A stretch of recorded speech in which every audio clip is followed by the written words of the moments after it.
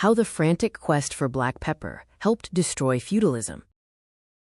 Both Venice and Genoa blocked the land routes to East Asia, where spices were produced. Portugal and Spain sought alternative routes to India. Portugal decided to sail south and then east around Africa, while Spain chose to sail west across the Atlantic. Prince Henry the Navigator funded the expeditions. First, Bartolomeu Dias reached the Cape of Good Hope, and 10 years later, Vasco da Gama reached Calicut, returning to Lisbon with a fortune in spices.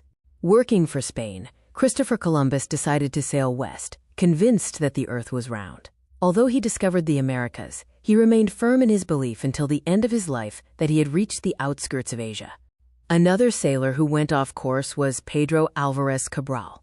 While sailing south toward the tip of Africa, fierce weather pushed him far to the west, where he accidentally discovered Brazil. Another Italian working for Spain, Amerigo Vespucci, studied the new territories and realized that Columbus had actually discovered a new world and not the Indies.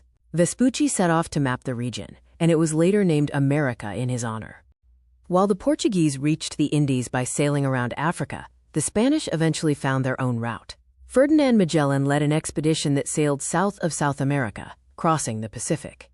Although Magellan died during the journey, his crew returned after 2.5 years, completing the first circumnavigation of the globe and proving the Earth is a sphere. Access to vast sources of gold and silver allowed Europeans to mint a massive number of coins. This led to the creation of the first solid monetary system, which replaced the old feudal system of trading labor for land.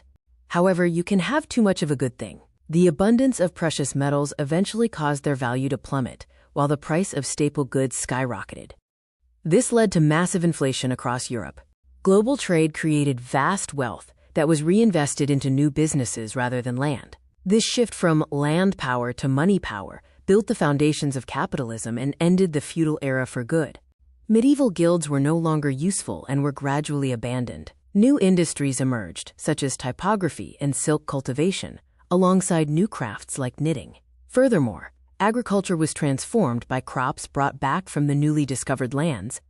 The ultimate winners were the bourgeoisie, who drove these new developments. While some farmers fared well because rising prices increased their profits, the old aristocracy and the working class struggled to adapt to the changing economy.